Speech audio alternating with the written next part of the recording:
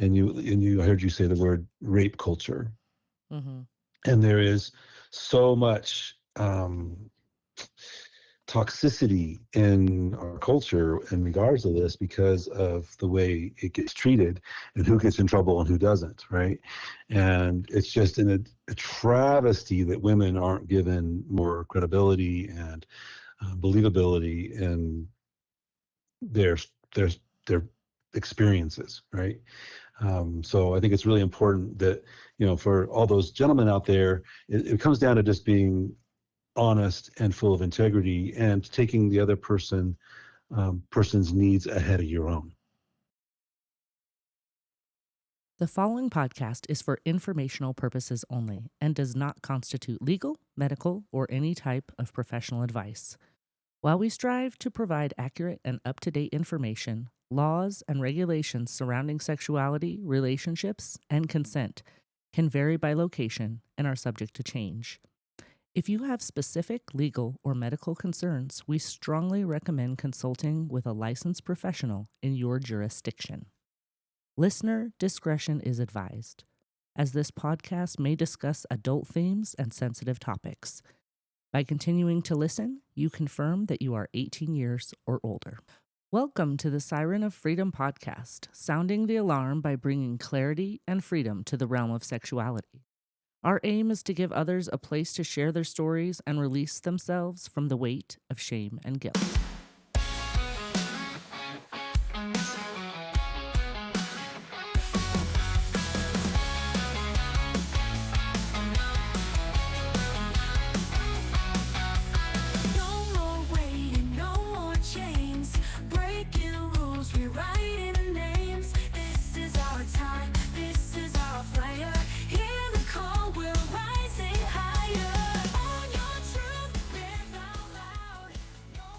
Hello, everyone, and welcome to another episode of the Siren of Freedom Podcast. I am your host, Siren, here with my producer and husband, Socrates.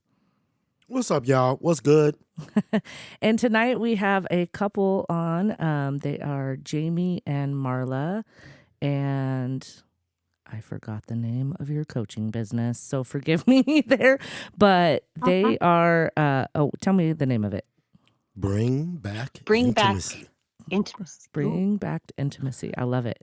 So we often interview individuals on their, the story of, how they grew up and how it shaped their sexuality. Jamie and Marla definitely have stories individual and together.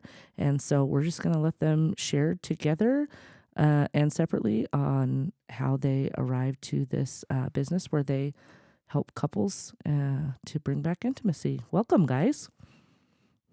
Thank you. Thank you for having us. We're really glad to be here.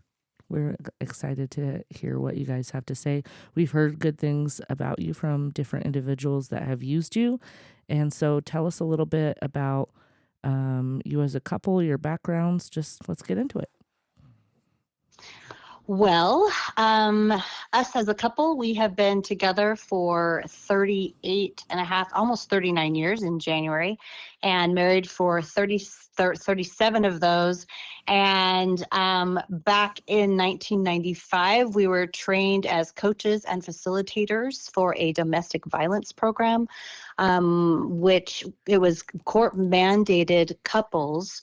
So the court would mandate couples to come to our program to make the decision, that the court would make the decision if they were ready to get back together after they had been having, they had to go through the court to make sure that they were doing the right stuff, and we had to make sure that they were doing the right things to heal their relationship forward individually and together to then get back together. So it was kind of, we were 27, when you're 27, you think you know all the things. And so we kind of jumped into the fire when it came to relationship stuff, and people started asking us, so what about our relationship? Can you guys help us with our relationship? So it was a trial by fire. And it was a lot. It was like, okay, well, let's try this and we'll see what happens. So it was a very interesting beginning that we had. And also we knew really from that very beginning what we wanted to do, that we wanted to be helping couples. That's awesome. So how did you guys meet? Well, that's a really fun story, and I'll try to keep this very brief. We were 18, and 4 years prior, this is going to sound really churchy because it was. It's not where we are now, but this is where we started. We want to hear it all. Yeah, okay, all right. Well, here's how it went.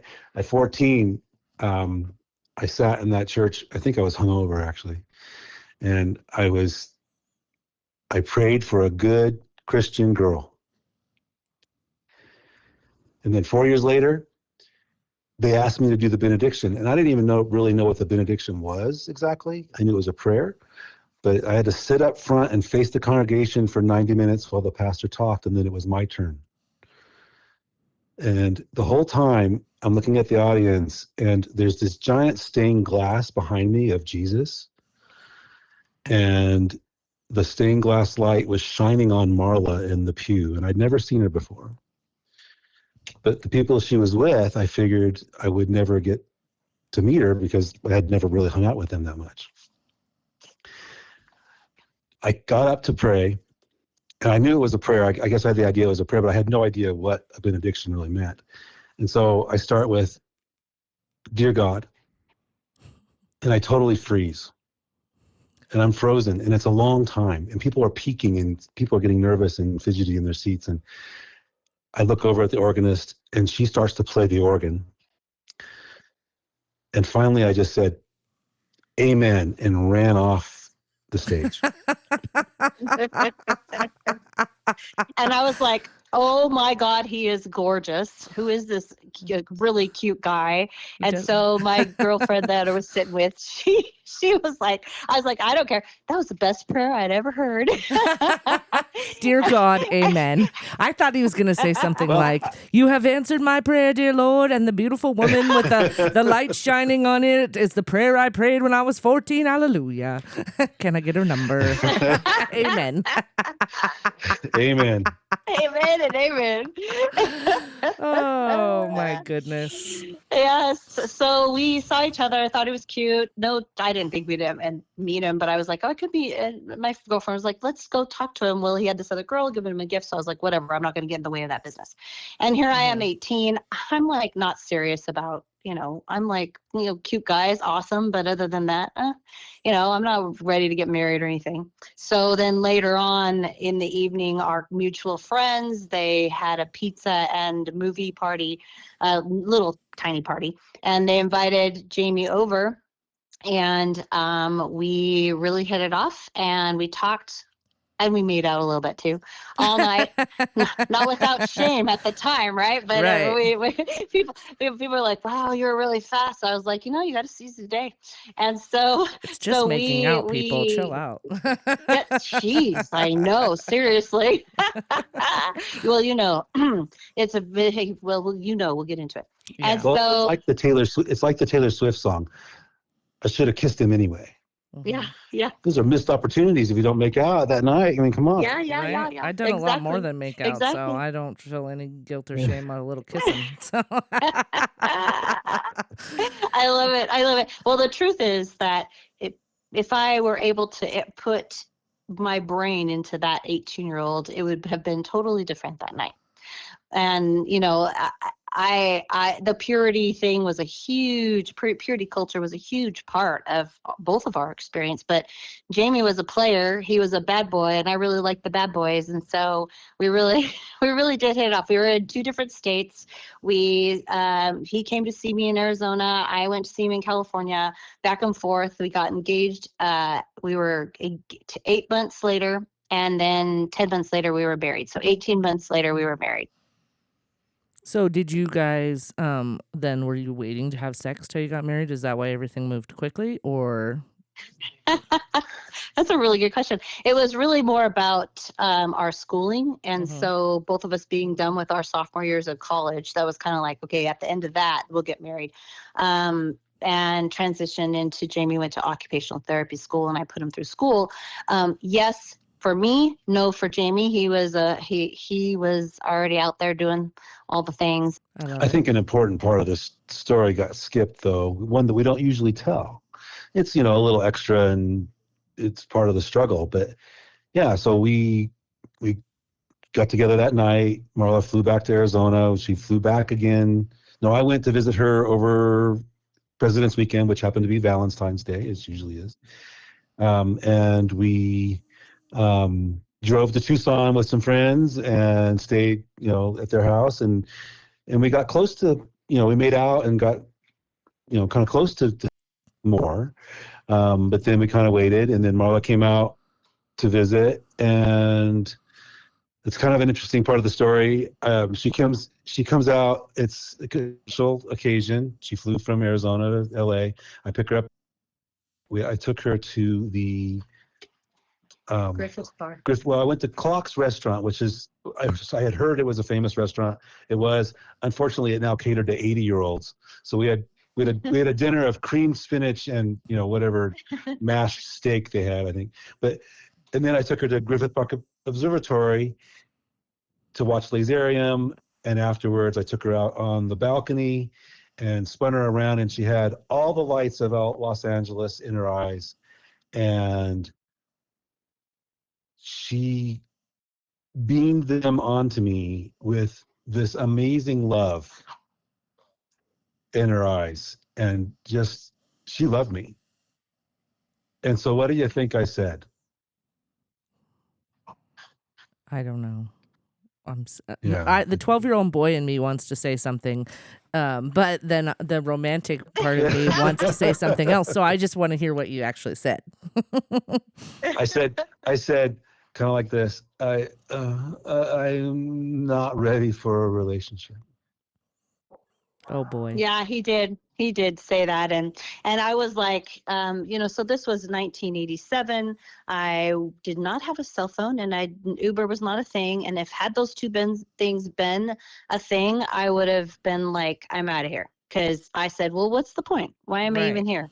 Yeah. This is ridiculous. I'm spending my entire spring break for this, and it did not go over well at all. But of course, it was much harder back then to do all that. I could have figured it out, but I also was, I really liked him too. So there was part of that. And so that week we went, I think the next day we went to, or 2 days later, we went to Magic Mountain, right there in Southern California.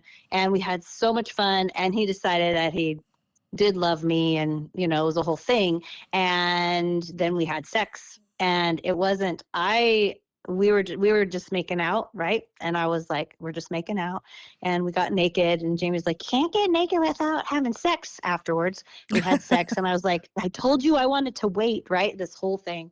And Jamie's like, well, but you can't get naked without having sex. I was like, okay. So it was for me, it was very traumatic, because I wasn't, I had this whole envisioned this, really romantic, really, waiting till we're married. But if not that, because I had thought about when I was a sophomore in high school, I was like, oh, I had this boyfriend. Oh, I'm totally going to have sex with him, right? I was ready to go. Well, and then we made out one time, and he was like, well, I'm not sure you're ready, which makes me wonder if he might be gay. I don't know. I have no idea.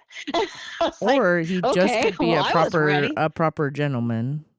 Like, I'm not sure you're ready. Maybe. You know what I mean? Like, yeah, maybe so. Because I've had different situations as an adult where, like where I've had, like when I was divorced and different things where I was very emotional.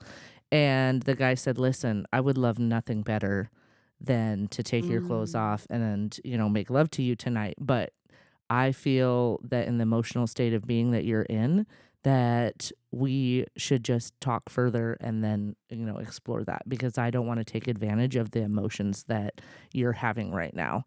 And I'm just very, mature and gentlemanly. That wasn't In other words, gay. No, that wasn't you. That wasn't you. No, because I did end up later, like, sleeping with that person, but just in that. In other words, bye. Stop it. Yeah. Oh no. You're throwing me off, dear. I don't even know where to You go ended from up, well, and No, it's- maybe Yeah. he was being gentlemanly. I really don't know that part of it. I have to tell you though, because of that huge like shame around like touching yourself. Yeah. For me, well, being sexually abused was one thing, but then taking on that shame at 5 years old and putting that into its place where it belonged, in quotes, belonged with beside the church, and you're not supposed to do this and you're not supposed to do that, and be a proper and be the perfect girl until you get married, and then you're like a freak in the sheets. And so, Right. And the that was switch what I doesn't grew up flip like with. that for everyone. No, I kept that no. mindset, and I feel guilty saying this, but I am one of the, the people. I have never had any sort of sexual abuse.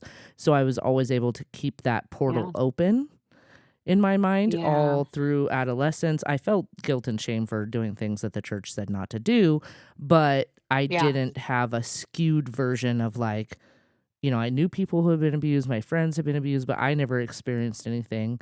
So I feel Yeah. that really, allowed me to just keep that portal open to that. When I got married, I didn't have any trouble just moving right into being a crazy sexual person, because I kind of always was. And then, it just opened. But when you have something traumatic like that happen, it changes everything. So tell Yeah, us a it little really bit does. about how that affected you. Go ahead. Well, yeah, it's really interesting how not only had I shut down my body, something that I just heard the phrase body, what was it? So body abandonment. Mm. And the whole thing, of course, is that you shut it down so hard because you are not supposed to do it. You're supposed to be prim and proper and don't touch yourself and don't explore anything. And, that's just really evil. In fact, when I was a sophomore in high school, when you grow up in the church that we grew up in the Seventh-day Adventist Church, you are, if there's not a high school nearby, generally you're going to go to boarding school at your freshman year. So at 14, I went away to boarding school. And in that space, I'm a freshman. I'm sitting in a room of, mixed boys and girls. And we had what they call week of prayer.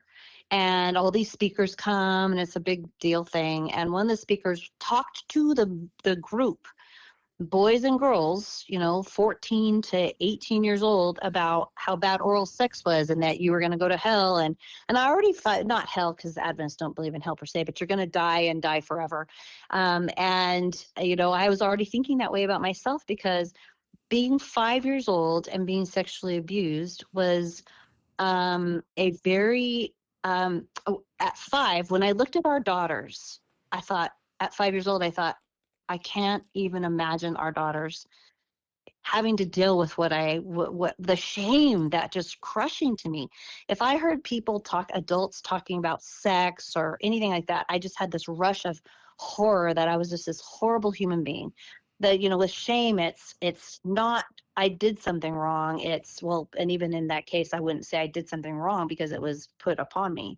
Right. And you're But then I 5. was open to, You're 5. yes, There is and I was opened up. zero, Yes, there's zero thing zero. that you could have done, because you had no, Yeah, even the age of accountability in biblical standards for anything is 8 years old. yeah, Most religions yeah, teach. And so, yeah, even there's no way, like on any front, that you could have been, yeah.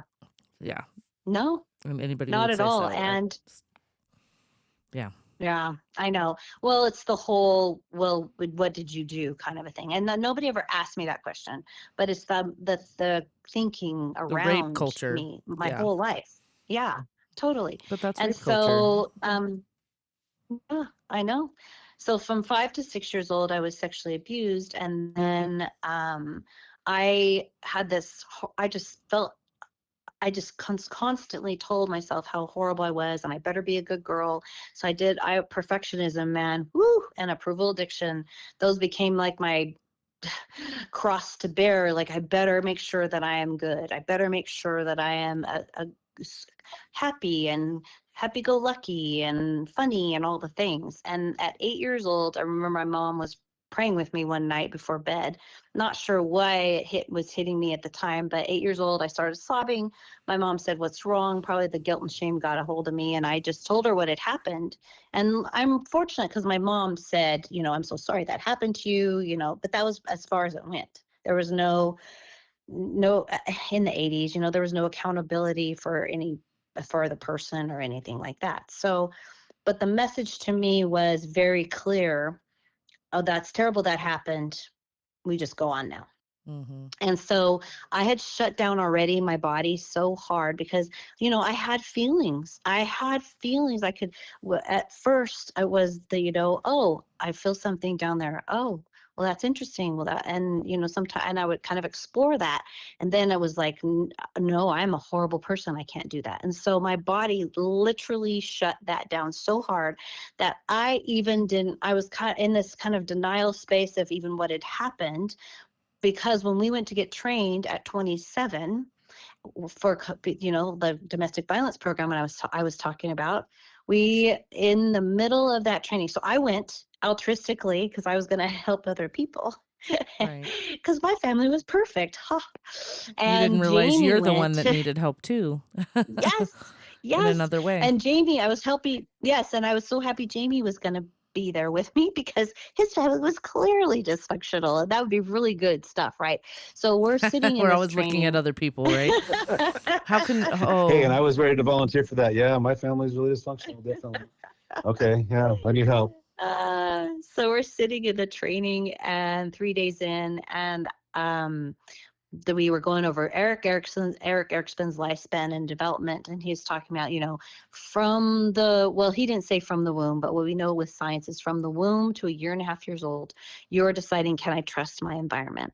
And so he's going through each stage of development. And he had all of us we had this little chart, and he had us all chart the trauma in our childhood. Well, Jamie's chart was all full of stuff. And I'm just looking at my chart and I'm like, I got nothing. My family was so great. So the facilitator didn't just laugh at me. He goes, well, okay, so what area of development have you had issues in?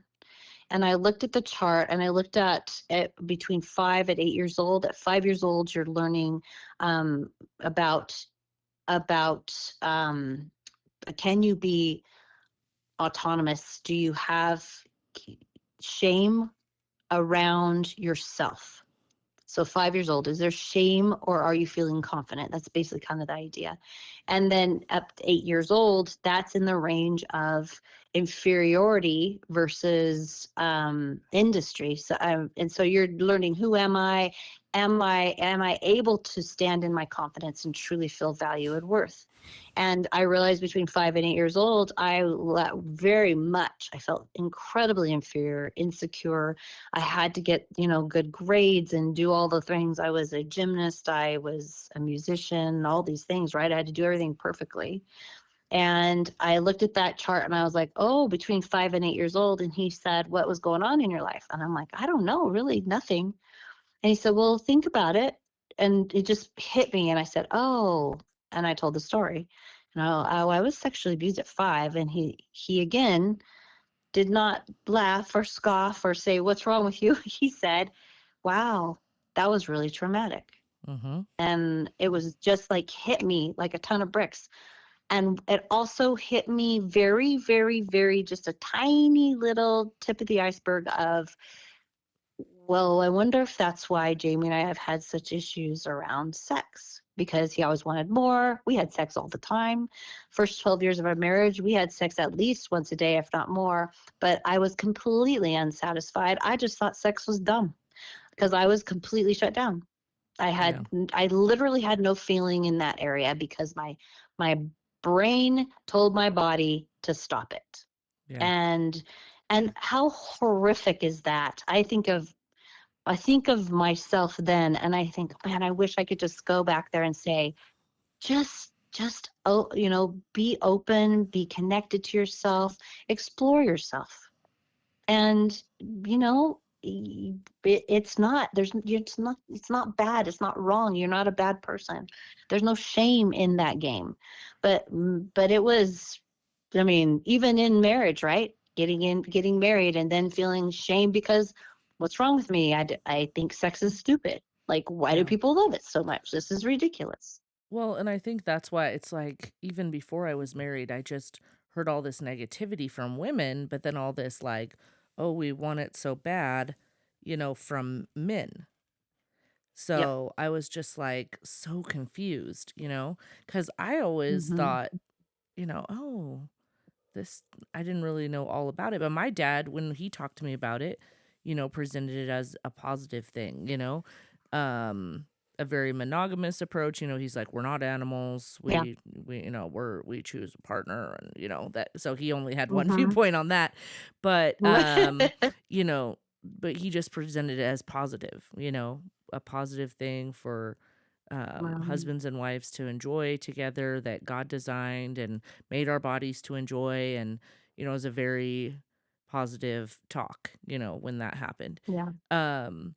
Yeah. So, there's just so much that happens to us, and we really have to work through it or find the help that we need. And I hope this podcast is part of that for people. And at least, Mm-hmm. hearing other people's stories, there's so much power in sharing your story. There's parts of just even, my business story, or being a single mom and losing my car and different things, that I used to be ashamed of.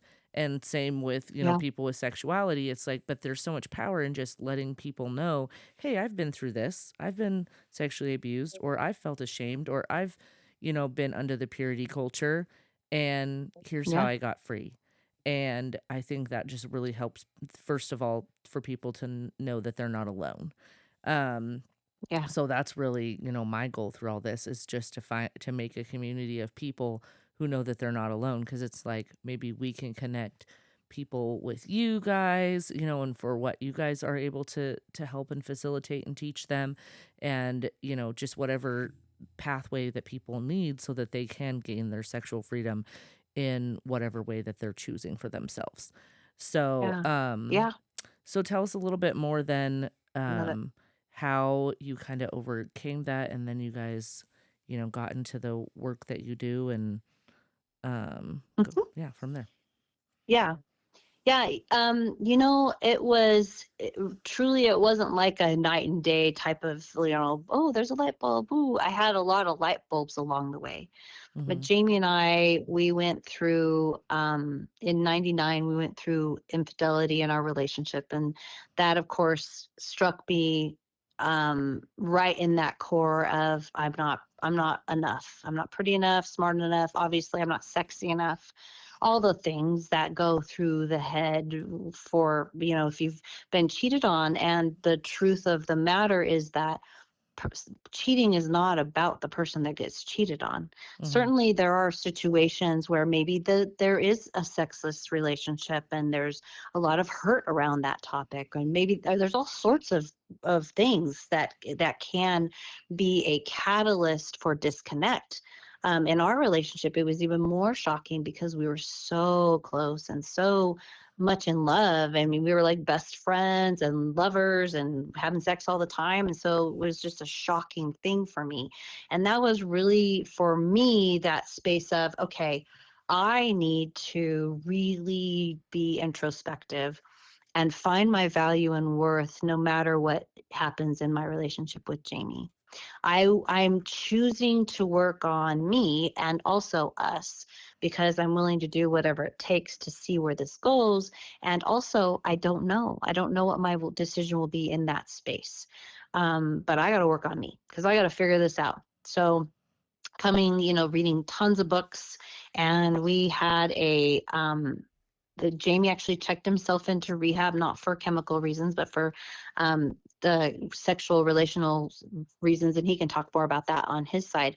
And he was only in for 17 days. And I went to Family Week at the end. It was a 5-day Family Week.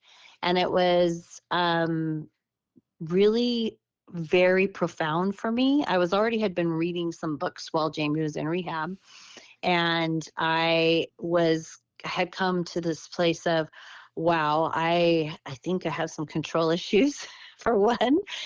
Of course I did, because at 5 years old, I had to make sure everything around me was safe, right? In Right, quotes, because it's that never. that you had that control was taken away from you, and somebody else who you trusted, did something to you. And so from there, that totally makes sense. Sorry, continue. Yeah, no. And so, I have some control issue. I need to deal with this stuff for me. I need to find my value and my worth outside of Jamie, outside of my kids, outside of my parents, my siblings, all the people, right? This is me. And what happened with us was so big that my family said, if you don't leave Jamie, you will not be able to be part of the family. And my community, we happened to be pastors at the time. So our community rejected us completely, rejected me too.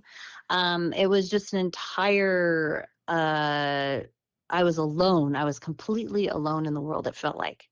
Yeah, so I did have my upheaval of your entire structure of everything, of family and community. Betrayal kind of from all areas, and knowing that, I have to figure this out. And my connection with my higher power was really that was a lifeline for me.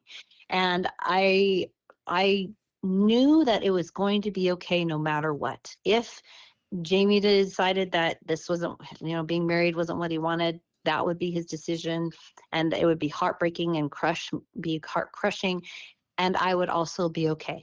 This wasn't going to kill me. So I had this whole kind of opening and awakening of, I have lost myself, and I'm not even sure I even knew myself, because I was always trying to make everybody else happy. Right. And that included sexually, right? And so was this, not everybody else, but in my relationship with Jamie. And so in that space, I was amazed by the depth of unworthiness that I felt, that I had to really dig out and work on to move through, and not allow what happened with us and what happened with Jamie to dictate if I was beautiful enough, or if I was worthy enough, or if I was too much. Because it was, in my lifetime, it was either too much, oh, you're too loud, you're too this, you're too that, or I was not enough. Well, you need to be more this or less that. And so, well, who am I really? And that was probably the most beautiful part of something that was so horrendous, and also such an incredible journey that I got to go on because of it. And I went to the family week.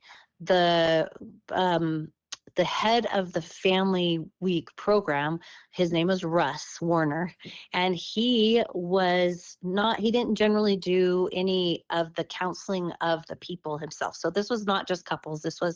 There was a guy, and his ex-wife and his daughter came, his 17-year-old daughter came to it. And there was another woman who her husband came. And so it was all different types of families that were at Family Week, which was really also important too, because I could see kind of through lenses of all of those different experiences.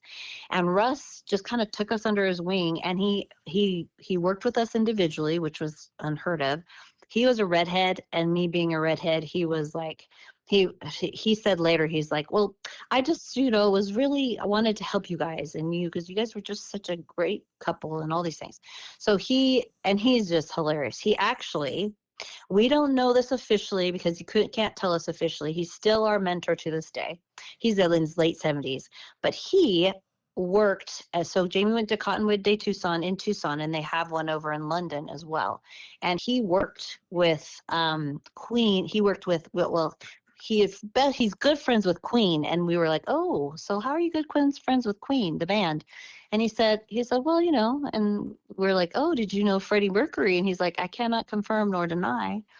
And it kind of the way he's talked about it along the way is that he was one of Freddie's counselors.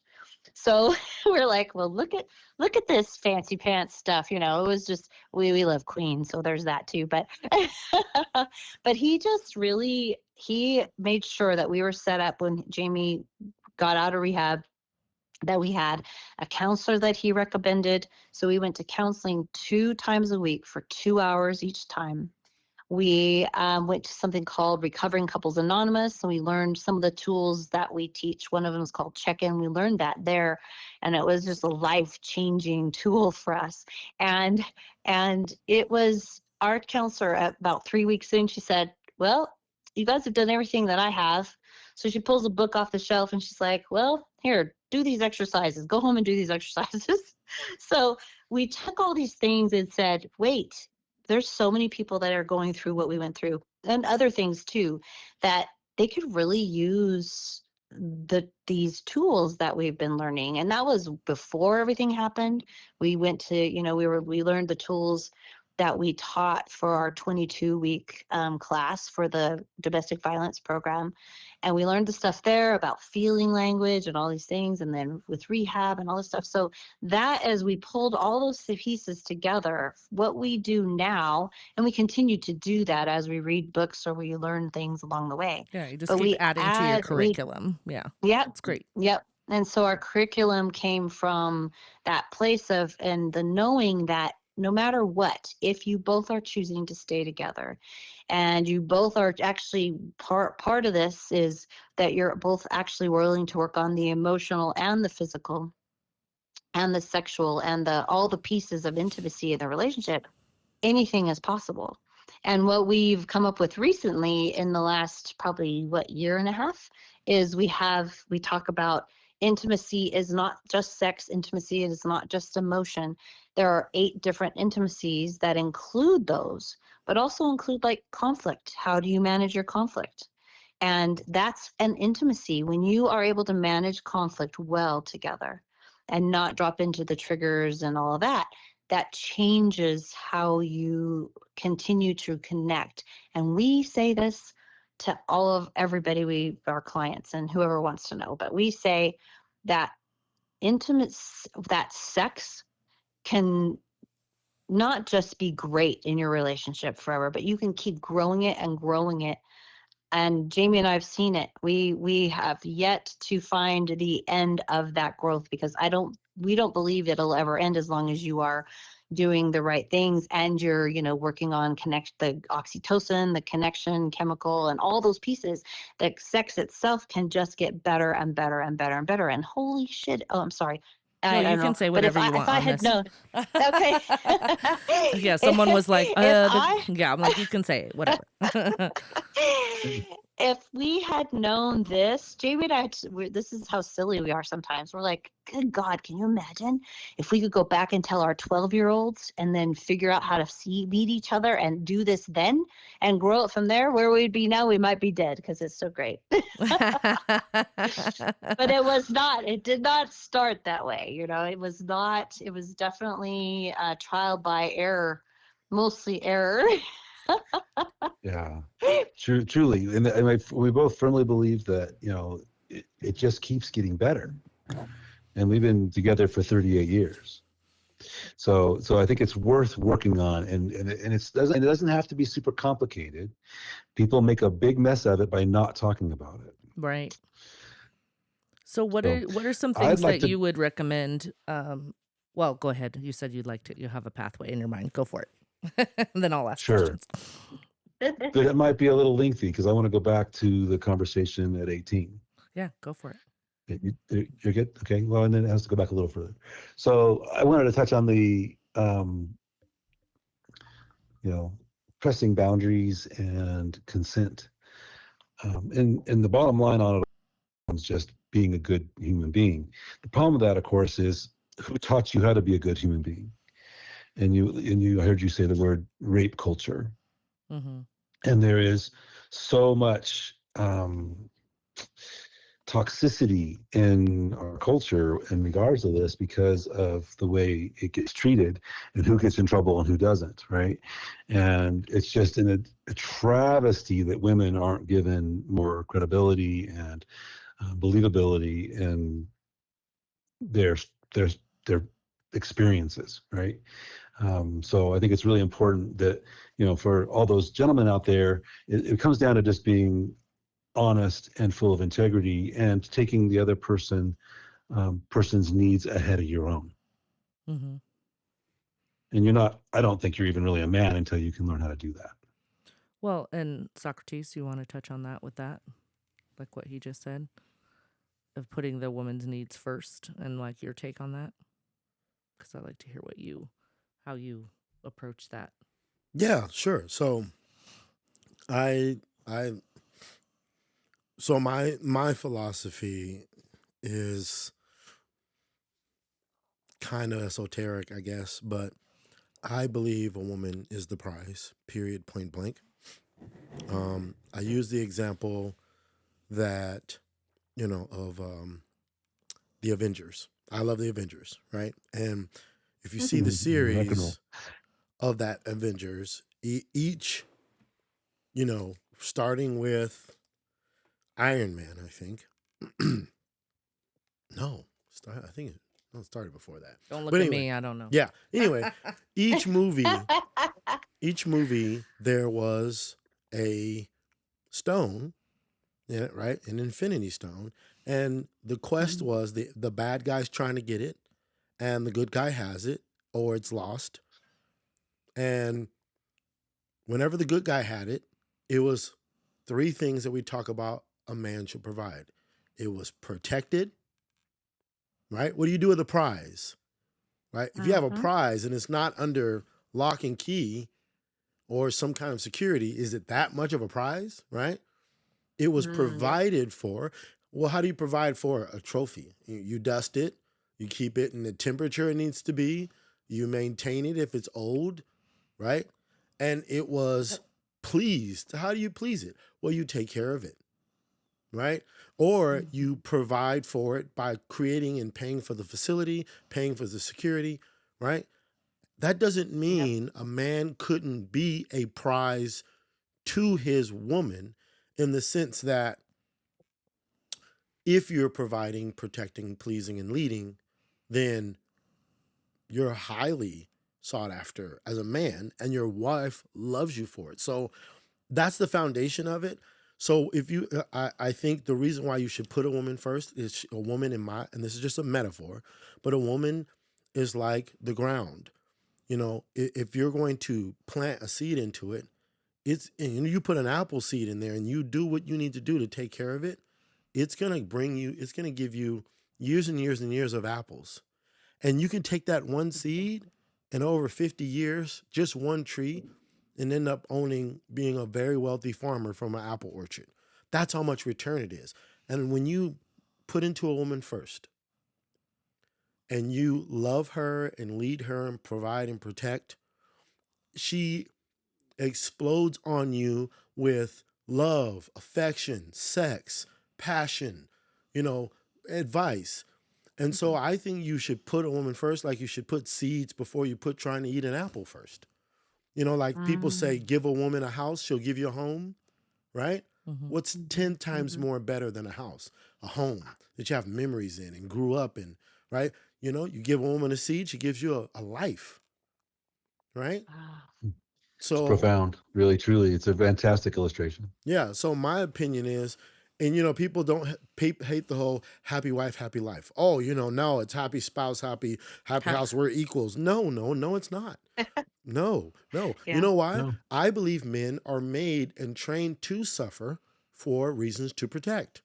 If you're out there protecting and providing, you're fighting the lions from eating us and chasing the same things the lions are to eat, then you are supposed to be in an uncomfortable environment.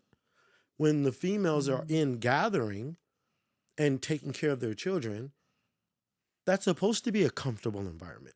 Not to say that women can't do, military fight. Well, that's not the point. My point is when it comes to a relationship with masculine and feminine women, when it comes to that relationship, if the man puts her first, puts his needs second, it's an explosion of a return, sexually, mentally, emotionally, everything. Yep. That woman is willing to do everything she can to make her man happy when all of her needs are met. Mic drop. That's exactly right. And so we talk about, I actually have a Facebook post coming out later this week where I say any man that isn't happy with his sex life is accountable to fix that. It's his job. After 30 years of working with couples, we've never seen it where a man is doing the work. Just do the work. But if he leads, if he like says, hey, we need to go do some work to work on our relationship, and it is so powerful when the man takes that accountability upon himself instead of complaining and whining and being a victim. That, oh no, she doesn't want it, blah blah blah, you know. He doesn't want it. There's something wrong. Seriously, there's a reason why. There's a reason why she doesn't want it, and I know because I've been there. And it's all the reasons why you talked about. If those things are not happening, then there's something missing here. Right. And so that's really important. That's a really important place. I think that it's when you talk about this kind of thing, it's so interesting to us, how difficult it is for couples even just to talk about sex. Yeah. Right. Just to talk about the nitty gritties, what you like and what you don't like. It seems so strange to those of us that are used to having that conversation, but it is just. It was certainly true for Marla and I. We didn't. Yeah, we didn't have that. No, we didn't have. That wasn't talked about. It just was supposed to be, and we were really confused. Just to figure it out. We were really confused. It was. I mean, obviously, it was working for me, but Marla, she wasn't even telling me that she was unhappy. I was a really good actress, so. Yes. Very good. Very, very. 12 years. Now, I'm not claiming any kind of, like you would have known either way. Yeah, can I jump in with a question really quick? Sure, yeah. You guys being professionals and you have, dealt with a lot of couples, and they, you've obviously witnessed a lot of couples who didn't talk about sex. Mm-hmm. Did you ever delve into why or what the motivations are? Is it just the basic, like what we hear on this podcast a lot is, and it's 80% of the time it's religiously conservative, right? Mm-hmm. And this is just, it's, there's no, not besides mine, very few religions I know that encourage, tantric religions, education and communication. Well, it starts when you're a child, country, when the parents don't have it be open. Yep. Like I've always talked about, but I was just kind of curious on what they're hearing from their clients. Yeah. Well, yeah, and what we hear.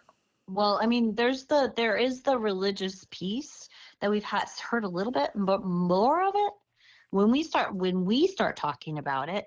Because they'll say, well, we have this thing, and then we start talking about it from just kind of like we talk about here, some of the things that we've talked about with you guys, and just being open about it and saying, hey, we did not talk about it and we missed a lot. We missed out on a lot because we didn't talk about it.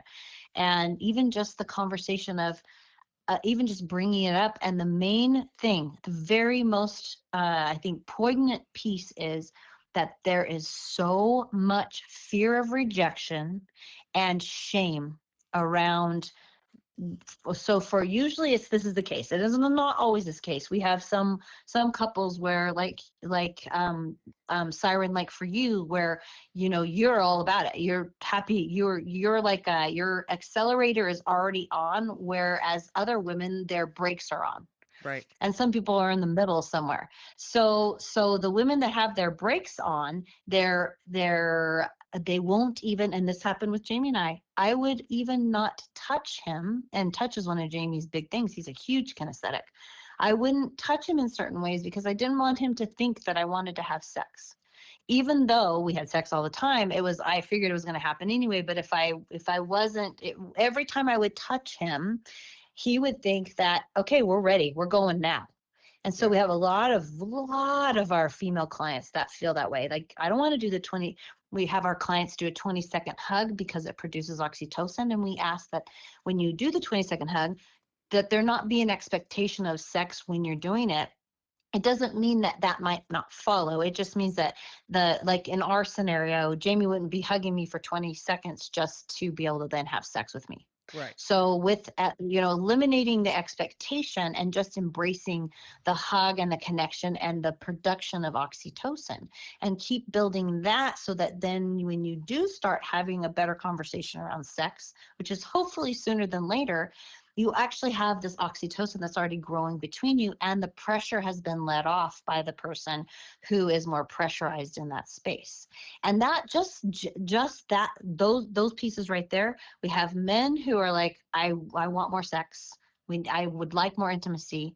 And we have women that are like, good Lord, why do we always have to talk about this?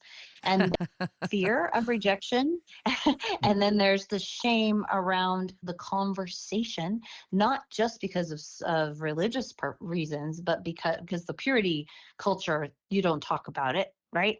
So there's that. But then you also have people that around their sexuality. No, I'm not talking, you guys know what I'm talking about, right? Whether they want to have sex or not, and or whatever sex they've had in their life, that they have so much shame around it that they have a very difficult time even broaching the topic. Even saying the word sex feels dirty to them or shameful. And it's not just religious. No. Shame is sticky no matter where you come from. And we've seen what you might call hedonistic atheists that have had similar problems, because the shame is kind of false pride, and false pride does not want to admit there might be a problem. Shame produces that. Yeah, shame produces that. So shame hides the problem and pretends like it's not a big deal. Right. Right. So as soon as there's a problem getting erect, or if there's pressure, if there's always been pressure, then the other person is like, well, you were always pressuring me, and I don't like to feel pressured. And then there's the control abandonment piece. We talk a lot about the fear of being controlled or the fear of being abandoned. Those pieces right there can eliminate, just getting triggered eliminates any desire to have sex. So, and there's this whole, I want you to talk to me and care about what I have to say. And this goes interesting. We have a couple that we just were working with recently, where they are more like, he really would like it more, and then but she then has created this environment where I'm doing it more than we used to, but she has to control it. Yeah. So he's tired of being controlled, and she's tired of him abandoning her emotionally.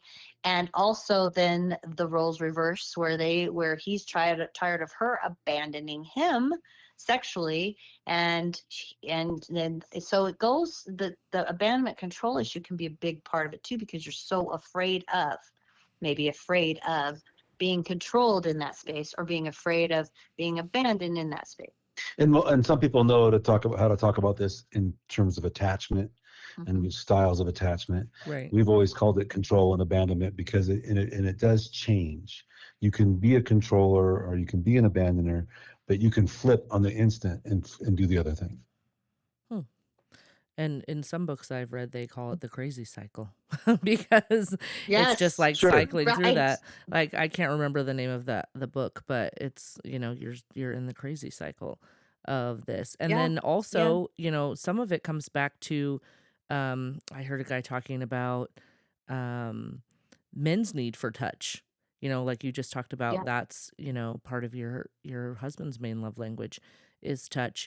And he said, he found that he was just trying to get so much sex because he wanted to be touched. Yep. And he felt like that was the only place that he could get it. So then he actually took up dancing, because that was a place Oh. that he could go and, have a form of touch and connection with people, but it wasn't always about sex. So just like making sure that, so I do try to, if I shake a man's hand, to touch his arm a little bit too, just little things that you can do to, to any man out in the world that might be needing a little extra touch.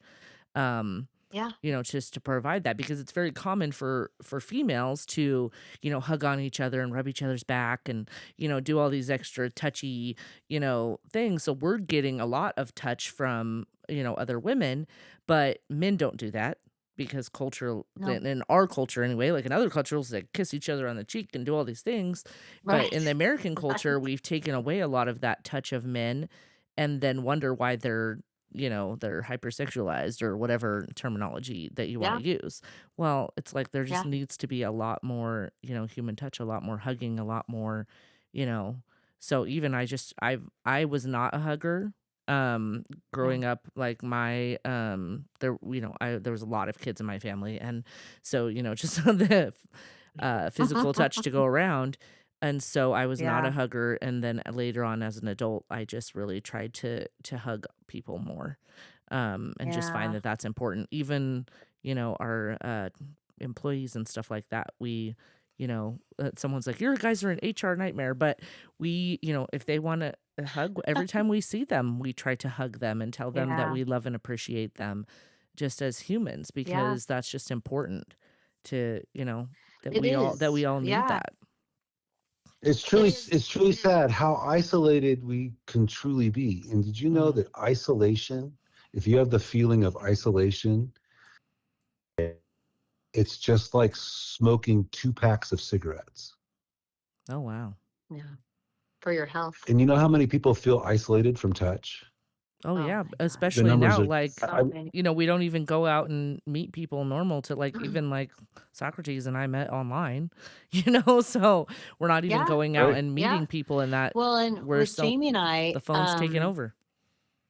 oh, are you good? No, Can you no, hear I us was now? saying the phone has taken over, like, as Oh, the far as, phone. Oh like yeah, the we're phone, the on our internet. Yeah, phones. absolutely. It's changed We're on everything. our All phones the all the time. time, and we don't communicate, we don't touch. We're, having these outside conversations and communications, and we're not focusing on the people that are right there in front of us. And it's a Right. huge problem. Exactly. It's a really huge problem, and it's interesting because one of the things that we talk about is, are you reaching for your phone in the morning before you reach for your partner, right? And that's such a big thing. Lots of Hmm. people are just getting up, picking up their phones, and they're not even really even saying good morning or whatever. And for Jamie and I, because of my sexual abuse, and then my family wasn't really super affectionate, and so I was the same as you, Siren, with that I wasn't as much of a hugger or in that space. But what we know is No more waiting, no more chains, breaking rules, rewriting a name.